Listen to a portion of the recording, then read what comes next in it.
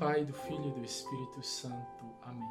Meus irmãos e minhas irmãs, a paz de Jesus, na alegria de nos encontrarmos mais uma vez para contemplarmos a palavra de Deus.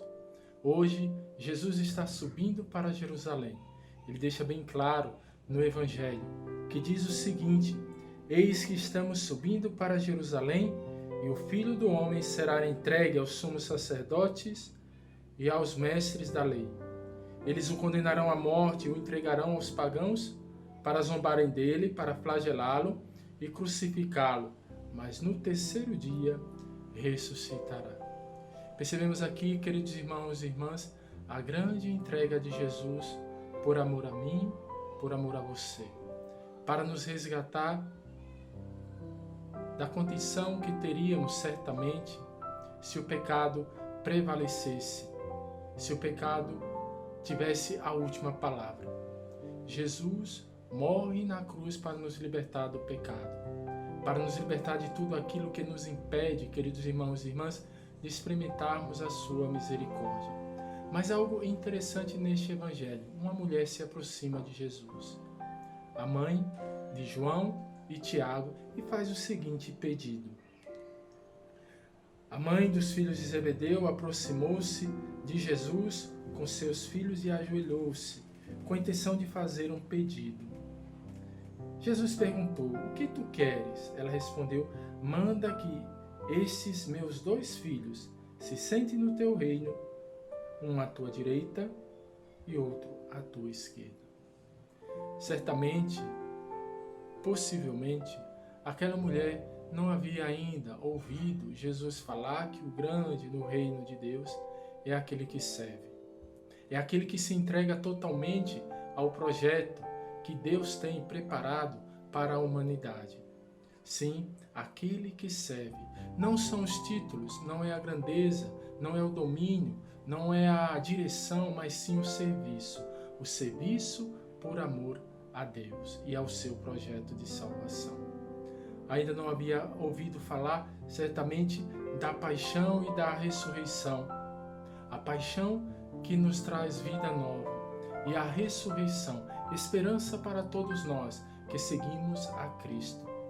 O Senhor mesmo no Evangelho vai nos dizer: aquele que quer me seguir, tome a sua cruz e me siga. Há uma parcela de sofrimento na nossa vida, queridos irmãos e irmãs, que devemos ofertar a Jesus. Devemos ofertar a Deus para um dia estarmos reinando para sempre com Ele. Se morremos com Cristo, com Ele ressuscitaremos. Portanto, meus irmãos e minhas irmãs, neste tempo quaresmal, tempo de assumirmos a nossa cruz com Cristo, seguindo os passos. Jesus está indo para Jerusalém para se entregar totalmente pela nossa salvação. Amou-nos até o fim, até dar a vida em resgate de muitos. Que o Senhor nos dê esta graça de seguirmos os seus passos e aprendermos nele.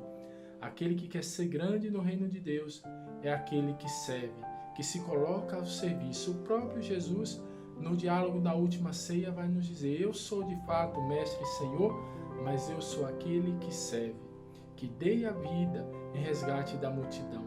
E olhando para Jesus, seguindo os seus passos, possamos também, a seu exemplo, gastarmos toda a nossa vida, entregarmos toda a nossa vida pela causa do reino de Deus. Seguindo os passos de Jesus, certamente reinaremos para sempre com Ele na eternidade. Que o Senhor nos dê esta graça, que o Senhor nos conduza e nos ilumine nesse tempo quaresmal para buscarmos sempre fazermos a vontade do nosso Deus. Aqui, neste mundo, quantos que buscam a grandeza, o poder, o ser, mas nosso Senhor vai nos dizer: este mundo é passageiro, o que conta é a eternidade. Então passemos, queridos irmãos e irmãs, neste tempo, apesar dos sofrimentos, o próprio Jesus vai nos dizer: no mundo tereis aflições, mas coragem, eu venci o mundo.